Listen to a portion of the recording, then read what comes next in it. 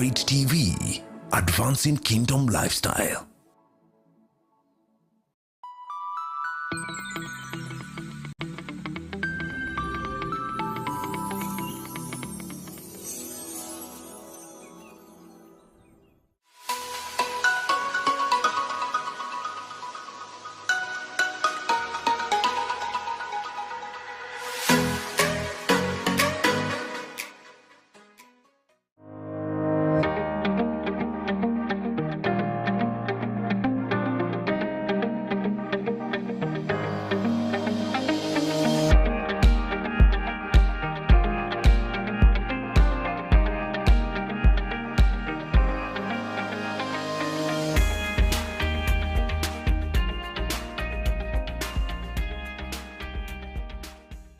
Ladies and gentlemen, welcome to another episode of the Gigi Report. I'm your host, Godfrey Gichuki. This is a very special program I have on the set. A very interesting guest. I'm sure you'll be loving to hear him on the set today. So welcome and join us. I have on the set Mr. Charles Kanjama. Welcome to the show, sir. Thank you, Godfrey. I'm delighted to be here. Very nice. So today, as you can tell, with Kanjama here, we have a big subject to discuss. The subject of our discussion today is the LGBT question, LGBTQ question, and the battle for legislative power. Now, unknown to many people, the LGBTQ community and its minions of radical activists are waging a vicious battle to control law and culture in Africa, and especially in countries where they consider that the law is discriminative or criminalizes their activities. So this community is well organized and well funded, and it is committed to strategically dismantle what they consider as discriminatory laws and gain control of institutions they consider opposed to their ideology. So these guys are very vicious. So welcome to this show. Welcome to the Gigi Report. And as always, the Gigi Report is a platform for big, bold, honest, and deep conversation on a broad range of subjects: social, cultural, economic, philosophical, theological, political issues. And today we're looking at social, law, and cultural issues that affect our country and our nation and this part of the world. But before we get to the real conversation, I'm going to give you a brief introduction of my guest, and then after that we're going to ask him to talk about himself. So my guest is Mr. Charles Kanjama. He's the managing partner at Muma at Kanjama Advocate. He's a qualified member of the Chartered Institute of Arbitrators. He's a practicing certified public secretary and a qualified certified public accountant, CPAK. Mr. Kanjama is the chairman of the Kenya Christian Professionals Forum, and he's also the former chair of the Nairobi LSK branch, Law Society of Kenya branch, Nairobi, former chair. Mr. Kanjama holds an LLB, Bachelor's of Law from the University of Nairobi. He's currently pursuing an MBA, and so he's a very hardworking man, and he's known to many of us. I'm sure when you see him and you hear him, you know you have met Mr. Kanjama. But let's hear it from him. Let him tell us about himself. So we begin, Mr. Kanjama, like I always like beginning. Tell us about your career and how you got to where you are. Very briefly. Some people may not know, but I started my career after high school by studying information technology. Before joining campus, I worked for 1 year as a computer programmer. Right. I also taught and trained in IT matters. Yes. Then I went to university and I studied law. And as I was studying law, I also studied accountancy. But primarily, I practiced law, first of all, in one of the law firms where I did pupillage. And then 17 years ago, I set up Muma and Kanjama Advocates with my partner, Andrew Muma. We were classmates in campus. And also, we worked together in the same law firm as young lawyers. So we've been running the law firm together for 17 years. I've been the managing partner. We started as 2 advocates, a clerk and a secretary, and our firm has been growing gradually. We now have about 19 advocates and various other professionals, maybe another 10, 11 or so lawyers and admin staff. So we are almost 40. We are approaching 40 as a law firm. Okay. We are a full service law firm, so we engage in all areas of legal practice, both dispute resolution and commercial legal practice. Myself, I've been doing a lot of litigation. Okay. I practice in the courts, from the magistrates' courts and the tribunals, the high court and the special courts, that is the land and employment courts, the Court of Appeal, the Supreme Court. Have handled all kinds of cases, constitutional cases, commercial cases, and so on. Yeah. We also do other aspects of dispute resolution, like arbitration. Currently, I'm a fellow of the Chartered Institute of Arbitrators. I do mediation. I'm a court and ex-mediator. So I consider myself a dispute resolution expert, but I also engage in matters of corporate governance and good governance, and that is part of what we do. And then we have a commercial department where we handle transactions, etc. So apart from that engagement, I have taught law at Strathmore University. When they were starting the law course, I taught legal systems, I taught criminal law. I've participated in a lot of work, conferences, seminars on topics of ethics.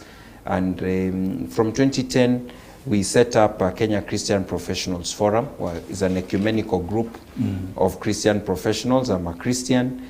And we came together, Christians from the Catholic side, the Protestant side, the evangelical side, different professional backgrounds, who felt that we should work together with the church leaders as a technical side to help promote these values of life, family, religion or religious freedom, and then good governance. Yeah, so sure. I started as the vice chair of the organization for 10 years, and I became the chair 3 years ago.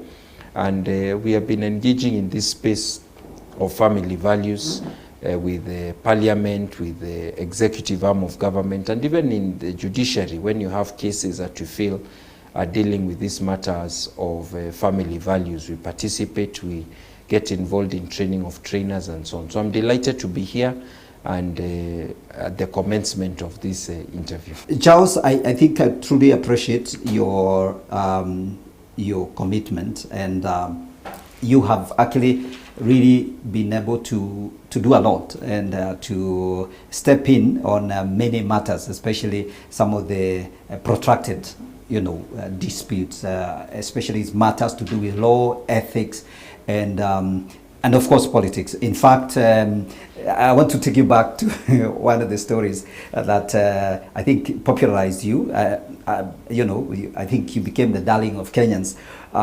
In 2013, you requested to be admitted into the presidential debate, dispute as amicus curiae. So one, you popularized that idea. I didn't know, by the way, even me, I didn't know there was something like amicus curiae. And it turned out that it's a friend of the court, and you got into that.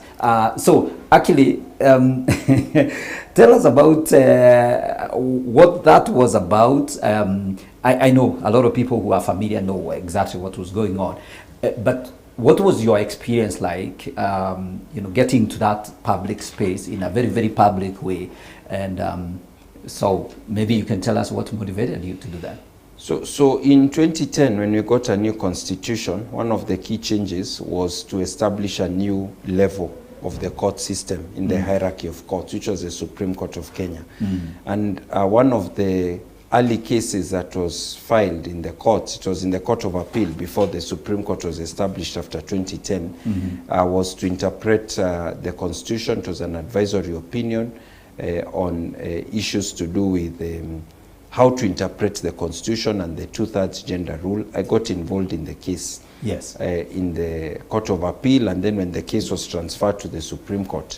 And at some point in time, I was requested by my client. My client was Okia Mtata. He's been one of my clients. To join the case in the Supreme Court because he was coming in as an interested party. And when I filed the application, the Supreme Court decided that they did not want an interested party, but they wanted me personally to be there as a friend of the court. So I was admitted as a friend of the court, or amicus curiae. This was around 2012. And in that case, we determined how the court should interpret the 2/3 gender rule, what is the date for elections. The first elections was going to come up in 2013.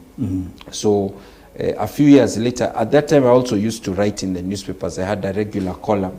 I was commenting on constitutional matters, public interest matters related to constitutional referendum, the elections.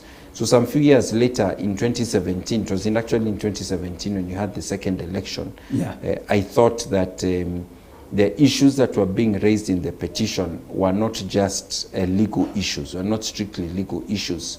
There were some issues about counting and votes, and I thought there was need for somebody who also had a background in accounting. There are issues to do with information technology, and I had a background in ICT. So I thought I wanted to assist the court. Amicus curiae are meant to be neutral. They are not meant to be partisan or to take one side. They are meant to be objective, and to give the facts as they find them. So I applied for amicus curiae because I had been admitted previously by the Supreme Court, and I thought this was a very important moment for the country. The court declined my application, but of course, Kenyans were very amused with this terminology of amicus curiae. In 2022, incidentally, I applied again. This time not on my own behalf, but on behalf of 3 ICT professionals who were admitted as amicus, and I was admitted as their lawyer. So we actually reviewed some of the ICT evidence that was presented by the various parties, and we provided an amicus brief to the court, which the court in its judgment said it found useful in helping them to determine the ICT issues. You see, one of the challenges is that in court, the people who are talking are lawyers. They are experts of the law. But they are talking about areas of expertise of doctors, ICT people, accountants, etc. So sometimes it's good to get those experts in the other areas to also come. And the avenue provided is the amicus opportunity or interested party, so that they can give their competent technical expertise to the court. That's true. Yeah, so I think that went very well, and I think it created an interesting, precedence, and popularized that idea. So that's very good.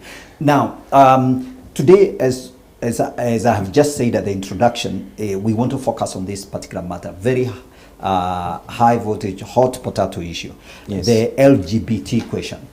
And for those of you viewers that are following this conversation, in case you've been missing the conversation, there was an appeal at the Supreme Court because the community, the LGBTQ, community, through one of their lawyers, a gentleman called Eric Gitari, had sued NGO Registration Council, NGO Council, because the NGO had refused to register their organization, and because of the names they had given.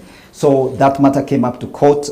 Charles Kanjama here was involved, and he's going to tell us more about that. But what happened is that there was a ruling on the 24th of February, and that has created a very, very serious concern, because apparently the appeal was dismissed. And so where we are right now is that something has to be done. Otherwise, the NGO board is going to be compelled to register this organization. That's where we are. That's the background. Charles, tell us how you got involved in this case, and then give us the background and how we got to where we are, where now this appeal has been dismissed by the Supreme Court, really the Apex Court. So Eric Gitari is an activist on behalf of the LGBT groups, and he studied law at Harvard University.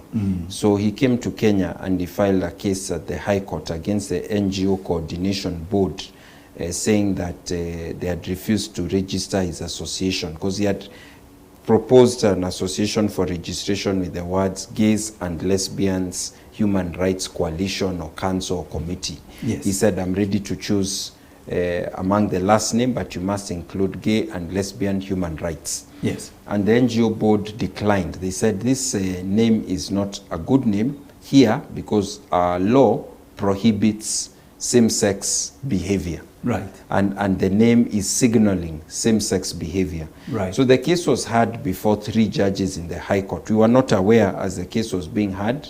The party that was representing the NGO Coordination Board, who had also been sued as a separate party, was the Attorney General. Okay. So then the judgment was issued. That is when we first came to learn about the case, I mean the general public. And there was an uproar, and in the course of the uproar, some people approached me and said, can you represent the NGO Coordination Board in the appeal, in the Court of Appeal, to try to overturn the decision of the High Court. Okay. And I agreed, and I became the lawyer of the NGO Coordination Board.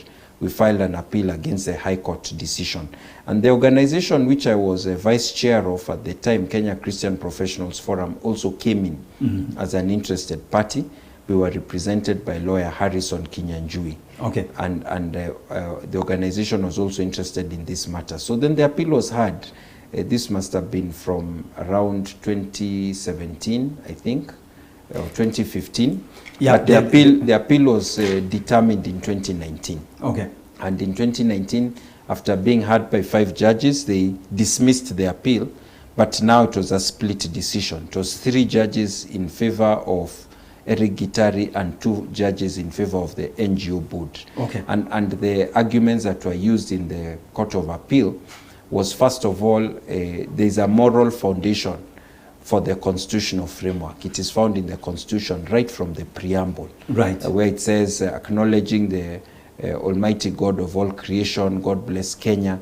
You can't ignore moral values, which is what had been done by the High Court. Yes. We also said there's a cultural foundation in our country. It is recognized again from the preamble, which talks about us being proud of our ethnic diversity and heritage.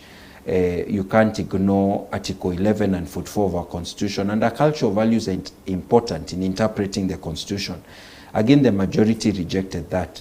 We also said that we have moral values which are captured, leave alone now the religious background. We have moral values, and those moral values constitute part of our public policy. Right. And they are captured in Article 45 of our Constitution, which says marriage is between persons of the opposite sex. Yes. And these moral values influenced the Constitution that we came up with, because there was a debate in 2010, 2009. Yes. You remember? Yes. Should we allow LGBT? Kenyans said, no, if you bring LGBT in this Constitution, we'll reject it. Yes. And we even were able to demonstrate from publications of the time, like former member of the Committee of Experts, Otiende Amolo, explaining how British MPs had been pushing for LGBT in our Constitution. And they said, if we were to allow LGBT, Kenyans will reject this Constitution.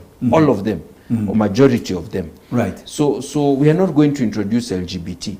And in 2010, the church leaders were a bit concerned that LGBT might be sneaked in through some ambiguous phrases. Right. And the Yes campaign repeatedly told Kenyans, no, there's no LGBT in this Constitution. None at all.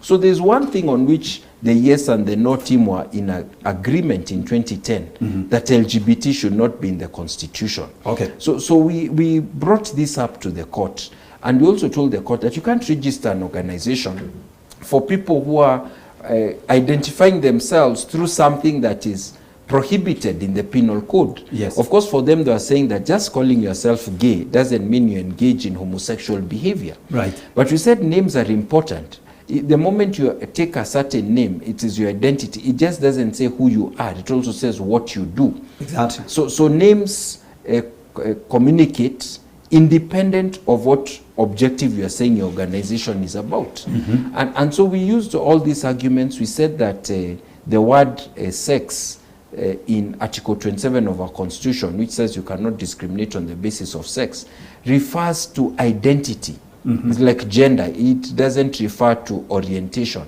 That word is found in our previous Constitution. is found in human rights statute instruments from 1948 Universal Declaration of Human Rights, has always been interpreted to mean don't discriminate on the basis of sexual identity. There's no basis for adding sexual orientation. We said the right to freedom of association is limited. People cannot be allowed to associate for purpose of criminality or things that are contrary to public policy. So all those arguments and explanations we gave to the court, but the Court of Appeal disagreed with us. And by 3-2 decision, they said register the association. You cannot limit freedom of association. These gays and lesbians have not said they're doing anything criminal. Actually, I will hold you there because I want us to go back to these two issues. Those are the real sticking issues. The sex and sexual orientation, that differentiation. Because the people who are following, they probably don't know the crux of the matter, where the real issues are, and that's where the sneaking in of the ideology, which I also want you to expound on. So, our constitution presupposes that when you talk about discrimination, and then the other issue I want you to also touch on is to go back to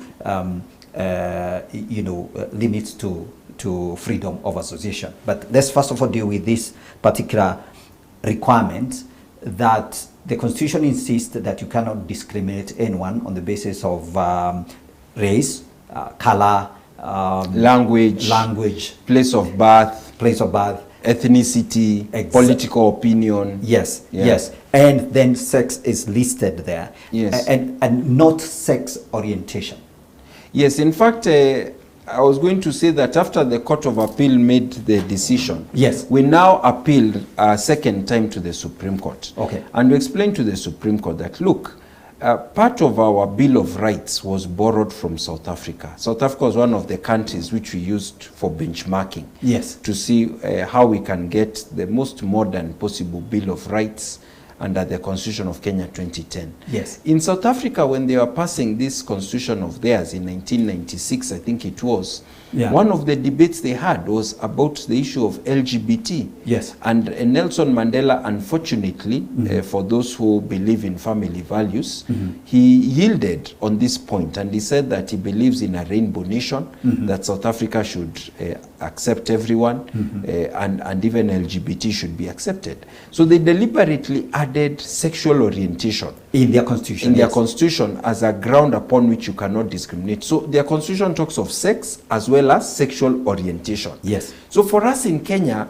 the debate we had, we were very clear. We are not going to include sexual orientation. Yes. But you cannot exclude sex because you need to indicate clearly that there is no discrimination on the basis of gender identity. Right. And the terminology that is allowed in law is sex. Yes. Because that's a terminology used in the Universal Declaration of Human Rights of 1948, the International Covenant of Civil and Political Rights of 1966. These are treaty instruments that Kenya has associated with. The African Charter for Human and People's Rights of 1981. Even our old constitution in section 82 prohibited discrimination on the ground of sex, meaning identity. Yes. So we explained that to the court, and we were quite surprised that the court, in its decision, yes, actually ignored that.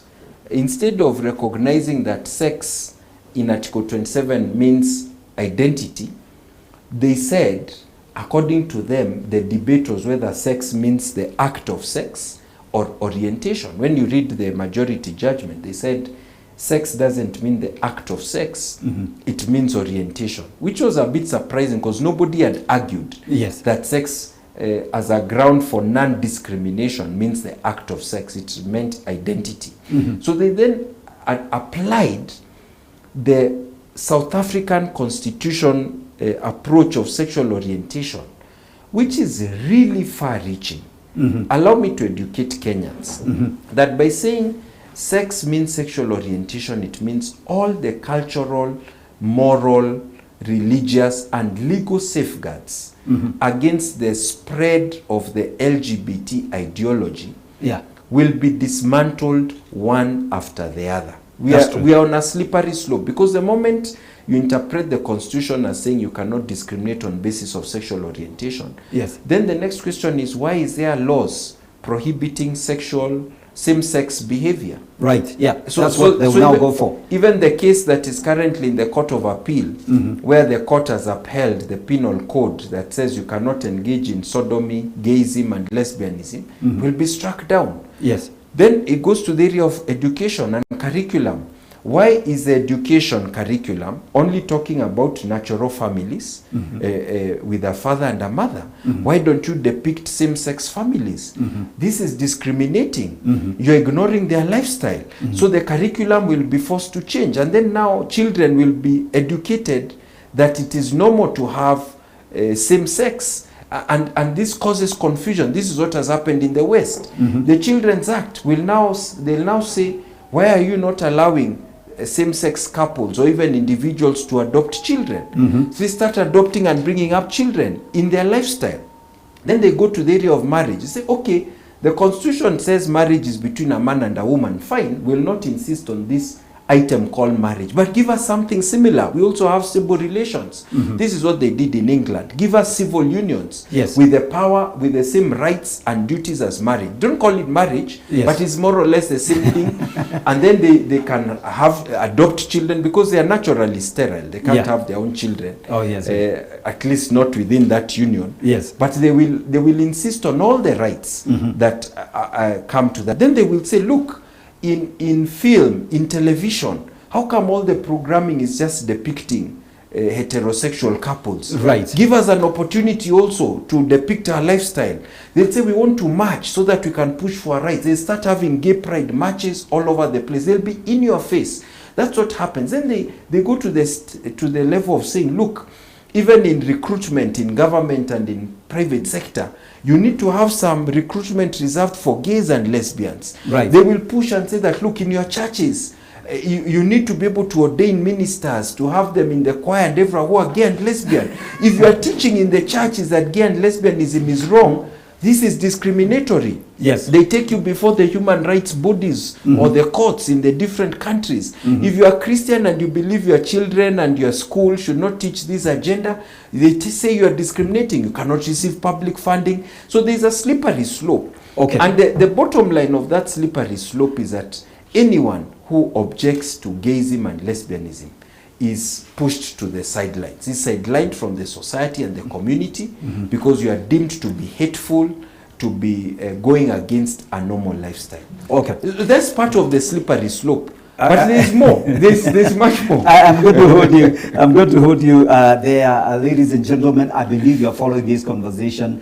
We are talking about the LGBTQ question and the battle for legislative power. These guys want power and through the law. And I tell you, if they get it, we are in trouble. When I say we, I'm going to explain why I'm saying we. So we take a short break. When we come back, we return to this subject. We go to look at the implications of where we are right now.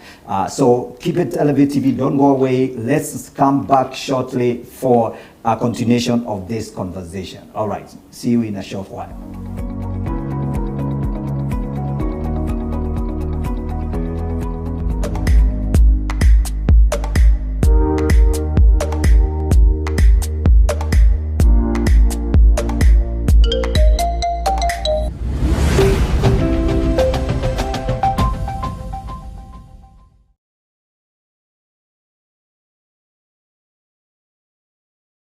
Men and Marketplace Conference 2023, the place for every man who wants to hack life in a godly way. Hosted by Apostle David and Pastor Sunday Juma, this year's Men and Marketplace Conference takes place from 10th to 12th March 2023 at the Apostolic House, Kenya Cinema Plaza, Nairobi. We're gonna look into some of the things that are important to place men in the marketplace appropriately and rightly. I will be one of the speakers in that conference. And every time a woman speaks in a men conference, I can tell you the sound is unique, is different. They add some value. You would like that. Two more great men of God are lined up to minister to you. Krista Temo is one of the great men of God that is able to speak to men in such a powerful, in-depth revelation. Professor from Regent University in America, Dr. Gilbert is going to be here speaking, and I'm sure he's going to give us some biblical foundations. There will be 3 block sessions: Friday 5 to 7:30 p.m., Saturday 8 a.m. to 1 p.m., and Sunday 2:30 to 5 p.m. Don't come alone, bring along another man. You don't want to miss. I will see you there. Men and Marketplace Conference 2023. Come and find strength, wisdom, and strategies for a winning man. Proudly sponsored by Life Church International and Elevate TV.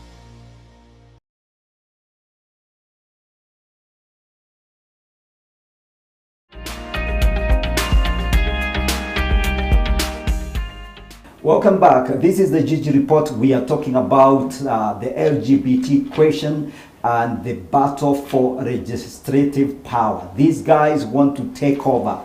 They will start with the courts. Once they take over, the law in the land, I tell you, it's going to be a slippery path. I have Charles Kanjama on the set, and if you've just joined us, we've just been talking about the slippery path that has been opened by the ruling that was done a few weeks ago on the 24th of February. And so that's a big issue. So, Charles, you're talking about the slippery path, how the many ways this ruling opens, trouble, education, talking about family issues, marriage, schools, everywhere, whatever you touch. If these guys have their way, this society is in trouble.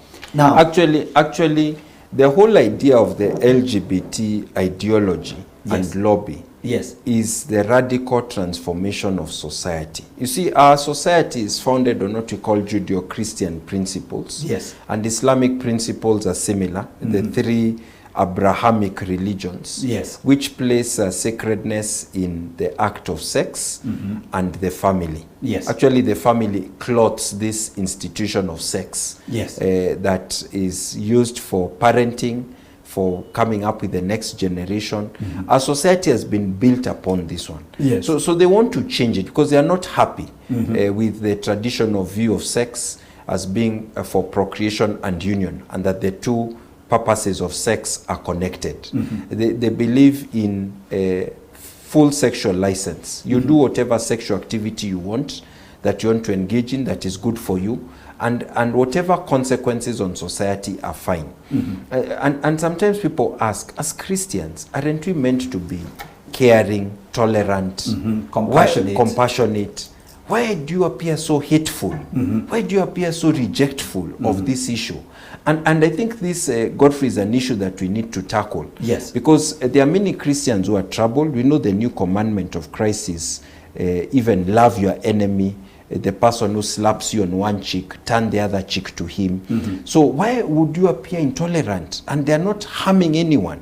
So I want to talk about this issue a bit, because the gay ideology actually causes a deep harm to society. It's only that the harm is gradual. Yes. If somebody slaps you immediately, you feel pain. If somebody stabs you, you might even die there, you are bleeding, you need to be rushed to hospital. Yes. So there are certain kinds of harm which is direct, immediate, physical harm that we all recognize. And the whole society is agreed that anyone who engages in that kind of direct, immediate physical harm, the criminal law system should deal with them. Yes. Then you have other harm that is less direct, sometimes less physical, and less immediate. Right. I'll give you an example. Pollution, environmental damage. Yes. It doesn't harm you instantaneously. Traffic offenses, when somebody is over speeding or engaging in any traffic offense, no one is harmed immediately. It will only cause harm if there is an accident or an incident happens. Right. And then you have certain kind of offenses that cause moral harm to society. They disintegrate families, relations between people, like prostitution, tax evasion. When I don't pay taxes, no one person can come to say that, Kanjama, you harmed me by not paying taxes. Because how can you connect the tax that I didn't pay with yourself? Yes. Maybe not getting services in hospital. Yeah. But yet as a society, we know that cumulative effect of these offenses Yes. or these things harm society so deeply Yes. that society says that even if you want to engage in self-harm, Yeah. to take drugs and you become a drug addict, you become a strain on the health system, a strain on your family, a strain on the community. So for us with our African genius, we understand this concept of Ubuntu, that the individual and the community exist for each other. Yes. The community supports the individuals together build the community. Correct. And even the crimes or the vices that we outlaw are the ones that damage the community. So you can say, well, there are two gay people, they go in, they close the bedroom, they do their thing. Who gets hurt? Yes. One, they get very hurt themselves biologically. Yes. When they engage in this act of penetration through the backside, all the medical problems they face because of engaging in this unnatural act. Many times they are not spoken about publicly, but they are there, including damage to their biological organs, their systems. They even start suffering loose bowel syndrome, rectal hemorrhoids, and other things. They suffer psychologically, serious psychological suffering. Yes. And they go into depression, antisocial behavior. Even in the countries where they have accepted them, they've done the studies. They've seen how the rates of psychiatric problems are, they shoot up. Right. For the people who are engaged in these lifestyles. Right. And those who are associated with them, children, their relatives and friends, they suffer as well. They harm family, they harm family values. The connection we have as people, we've seen now, like in America, they are debating about bathrooms, because there is confusion of sexual behavior, sexual identity, and sexual attraction or orientation. Everything is confused. Even the relationship between men and women is affected. They affect children. Yeah. And of course, because gays are naturally sterile, there is always this push to give children ideas or information about this lifestyle so that more people can get into this lifestyle. Unfortunately, that is what happens. And that is why when you study the incidence of gayism in the countries where they have accepted it, the incidence is higher than in the countries like in Kenya. They say, well, gayism will always be there. And that is true. It's like you'll always have murder, you'll always have rape. In fact, the first story of murder is in the book of Genesis. Absolutely. Cain and Abel. Yes. The first story of rape is in the book of Genesis. So you have all these crimes that were there, but we don't tolerate them, because we know if you tolerate them, society will collapse. You criminalize them and try to limit their spread. Absolutely. Which is the approach that our society has taken to these moral crimes like prostitution, drug abuse, bestiality, as well as homosexuality. So there is this issue of freedom of association. Yes. These guys are saying, look, to be honest, I think the Constitution allows freedom of association. It does. So, why are you allowing us not to build Associate. Yes. So speaking to that, because that's a matter that if they are allowed, and a lot of people have talked about this, politicians have talked about it, they have said, so supposing the bandits in northern Kenya say they want to associate, yes, or those who want to overthrow the government and engage in treason want to associate, yes, or robbers want to associate, and there are so many social vices in society. So you see, the Constitution, allow me to say, because I think many of those listening will be Christians, and even those who are Muslims, they understand the same thing. Those who follow Holy Book, the Constitution is a bit like the Bible. In other words, if you take one provision in isolation, yes, you can misinterpret it tremendously. Okay. So when interpreting the Constitution, there's something that is required. It's called holistic interpretation, right, or contextual interpretation. You interpret one provision holistically, take into account other provisions. Okay. So, for example, the Constitution has Chapter 4. It deals with the Bill of Rights. It has numerous articles. It starts in Article 19. It goes until Article, I think, 59. And it has several parts. The first part has the general rules for interpretation of the Bill of Rights. And in those general rules, one of the rules is Article 24. It is called limitation of rights. And it says, when can these rights be limited? And it says that the rights can be limited when it is reasonable and justifiable in an open and democratic society. Yes. So there are principles for limitation of rights. Then Article 25 talks about the rights that are not capable of limitation, like the right to be free from torture. Yes. You cannot limit it. The right to a fair trial, you can't limit it. Okay. There are only 3 or 4 rights that cannot be limited. Yes. Freedom of association is not one of them. Yes. So Article 24 applies in regard to freedom of association. Okay. And so it is basically a question of balancing the different provisions of the Constitution. And also Article 19 says, when you interpret the Bill of Rights, take into account the good of the individual and the community. Okay. So you don't just focus on the good of the individual without thinking of the good of community. Right. And this is not something new, because other human rights instruments, international, even our old constitution, it had a Bill of Rights section. The same principles were being applied. Maybe they have been adjusted a bit, but they were similar principles. So there is a right and then there are limitations. Okay. Our new constitution provides a right in one place, the limitation somewhere else. So what the court did is they focused on the right, and they did not weigh effectively the right against the limitation. Okay. Because if you do the right without the limitation, society will collapse, because people will associate for purposes that are inimical to the interests of society. Absolutely. They'll bring down society. And that's why we were explaining to the court that they should have noted that the right is capable of limitation, and this is one of the instances in which it should be limited. Okay. But where is this coming from?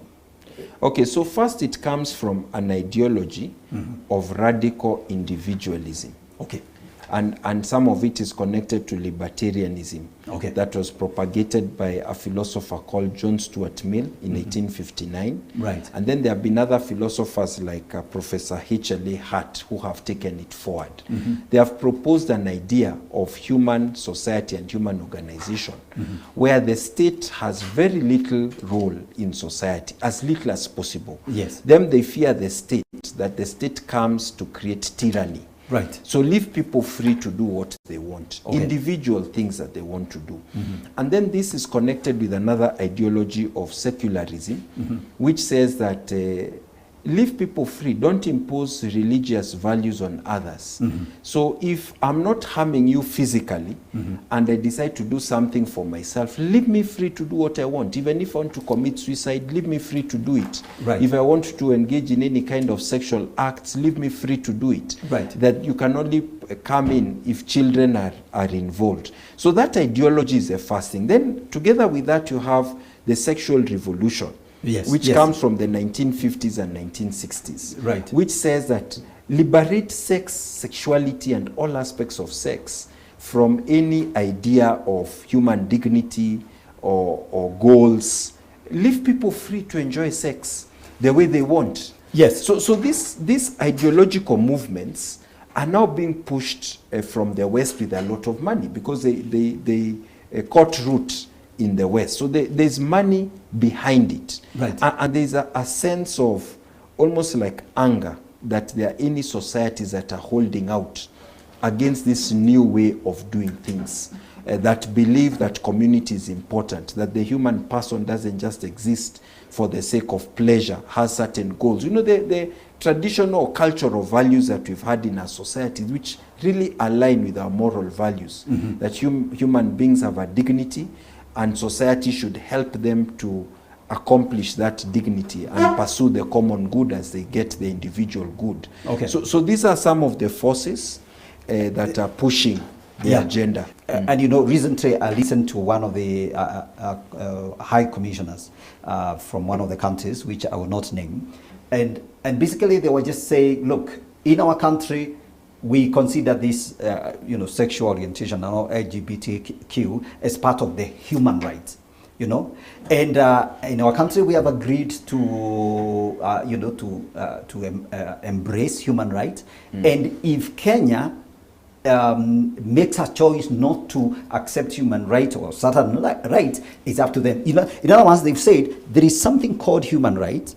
Okay, good countries, or rather developed countries, countries that are awake, accept them. But other countries, and you know, of course, even though she didn't say expressly, she was just saying, you know, this country here, you know, you guys are just... So, what do you take of that? Why would somebody use the word human rights and clothe, you know, is there a catch-all human rights which now Kenya is actually failing to obey at this point in time? So there's an international battle as we speak among thinkers and writers as to what is the content of human rights. Okay. Because all nations of the world agree that we should respect human rights. Correct. In fact, after the end of the Second World War in 1945, the nations of the civilized world were so horrified Yes. by what they had allowed men to do to fellow men. Right. And commit such atrocities, such widespread suffering, all in the name of dominance, Right. economic or other kind of dominance.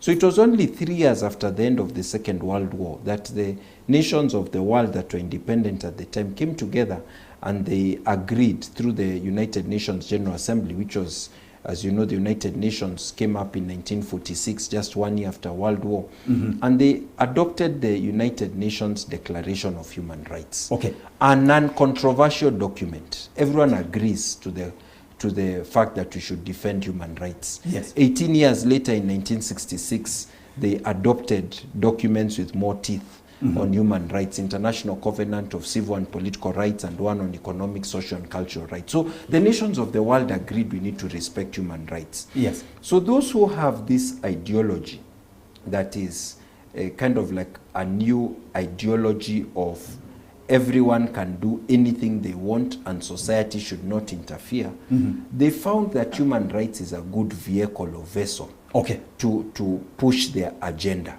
Right. So they found a way of framing their agenda using rights language. Okay. So there's been a debate for many years, from the 1994 International Conference on Population and Development, it was called the Cairo Conference, the 1995 Beijing Conference on the Rights of Women. There's been a big debate on some of this terminology. Should it be adopted as human rights? And the nations of the global south said, no, this is not what we understand as human rights. Okay. This is a different foreign imposition. We don't agree that this is human rights. That when you determine human rights, you also need to think of duties. Individuals have rights and duties. You need to and think responsibilities. Of, yes, duties and responsibilities. You need to think about the individual and the community as well. You don't just exist to do anything you want to do because your rights end where other people's rights begin. So that discourse is there. But for the countries that are pushing this agenda, they always use the same language, and we need to be able to meet them at that philosophical plane and argue that these are not true rights. In the same way, you cannot have a right to rape someone else. Yes. You can't have a right to not pay taxes. Yes. If taxes are to be paid by the community. So we have to show that the foundation of the language they are using is built on sand. I think further to that, one of the other argument has been coming in, and I think I remember when our president, President Uhuru, met the American president, former American President Obama, Yes. when he came, and there was a debate, and there was a question of whether Kenya would be willing to allow the rights of transgender, whatever, I can't remember the language he used, but basically that was he was alluding to, and there was the issue of it is not our culture. And that's responded. And I know recently our president also was, pushed on the same matter and responded that this is not our priority. But I see a kind of a mocking where this global media, actors seem to like already come to the conversation with, this is what you guys must do, and if you're not doing this, you're not part of the world community. How do we respond to that? I mean, you're in the public space a lot. So Yes. what do you think is being sneaked behind the table there? First, let me say that the experience and the history of the global south Yes. is a history where nation building began in an environment of colonialism. Yes. We had to fight the shackles of colonial domination or imperialism. So this is a new kind of imperialism. It is a form of cultural imperialism. It is still a form of domination. Absolutely. And we have to be able to assert our rights to our own identity and our own values. And in fact, that is why the Constitution has two provisions on cultural values and family values in Article 45, and that the state should protect and defend them. So the language we need to be able to use is a language of sovereignty. These are our values, our cultural values, our moral values. Don't decide for us how we should live our lives. We've accepted to be part of the international community where there is a consensus. On areas where there are differences in terms of different views, values, and so on, allow us to have our own. So what they are seeking in is a kind of like a uniformity that makes us lose our identity. Yes. Even our sovereignty, the power of family and religion, which are the two natural institutions that safeguard us against an overwhelming power of the state or the international community, get eroded when you allow this insidious spread of the LGBT ideology. LGBT is just part of it. Right. It's coming in other ways, like the ideology on abortion or lack of respect for human life before birth and even after birth. It's an anti-life philosophy that we have to be aware of and to guard ourselves against. Okay. Because we have short time remaining, I want us to talk about some of the options we have as Kenyans in dealing with this, if we are going to be able to do a pushback. And then there is the issue of popular initiative. I would like you to tell our viewers, when it comes to something like, for example, if we wanted to buttress our current constitution and ensure that these guys are not able to capture our laws and obviously, kind of overrun us, what are the options we have, and what's the role of popular initiative? The whole thing of yes, exactly. Let me start by making a caution.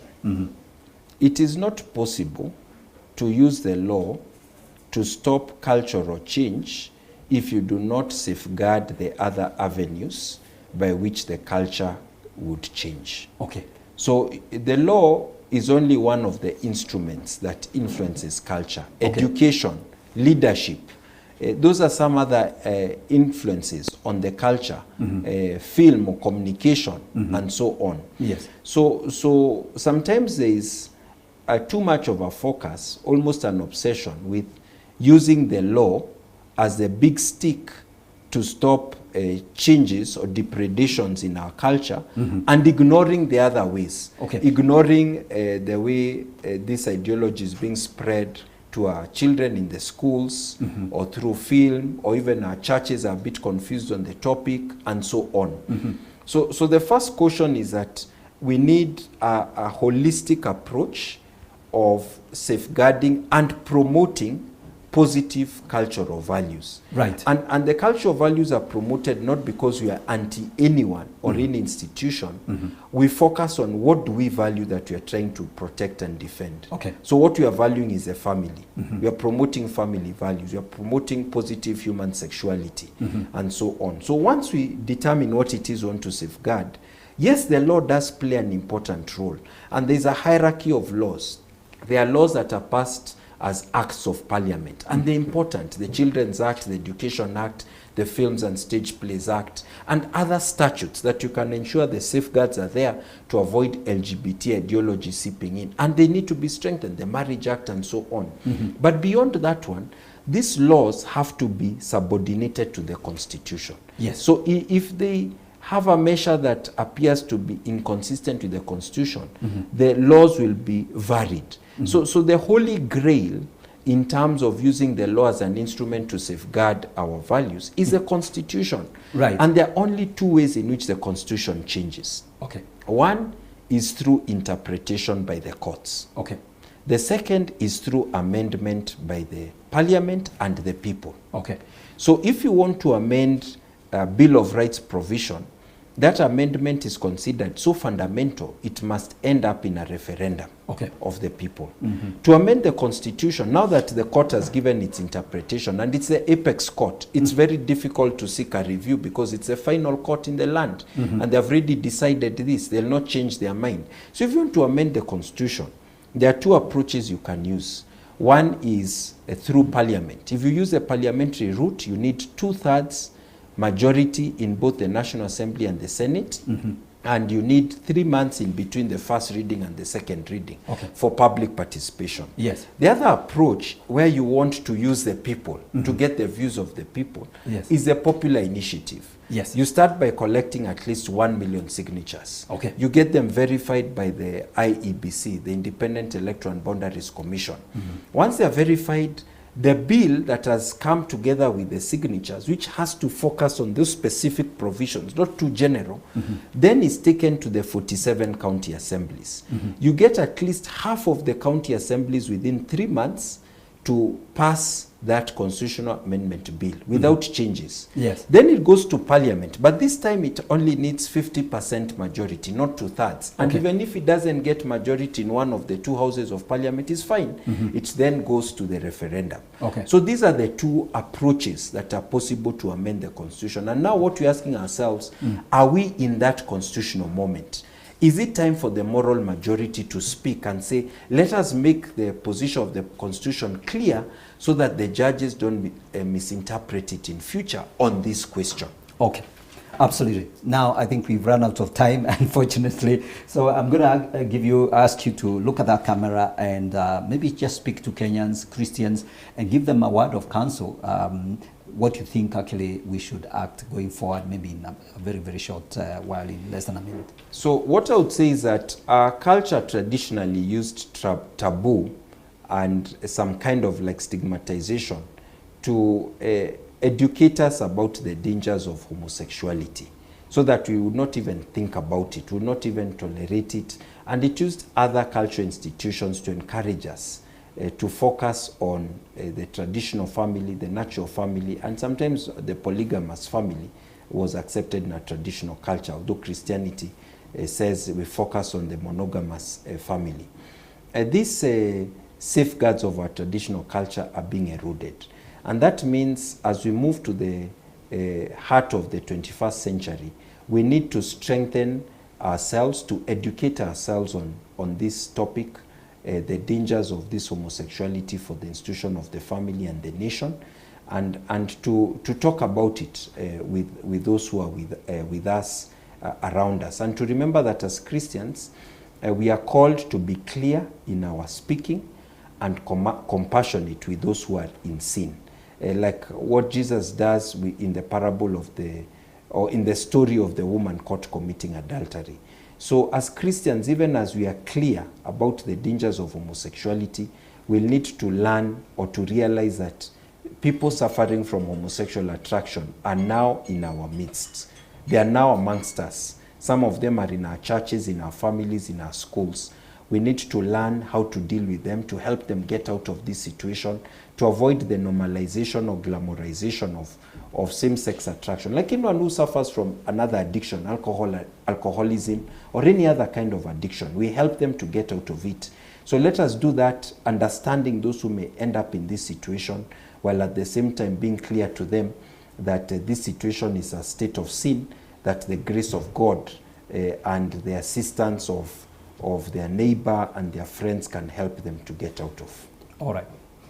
Thank you so much, ladies and gentlemen. I believe you have learned a lot, and thank you very much, Charles, for coming on the set and giving us a lot of wonderful insights. We really, truly appreciate your input, and we look forward to more of this conversation. Keep the conversation going. Please speak up. Don't be quiet. Don't shy away, because if you don't do it, these guys are very loud, and they will take over our society, which we don't want.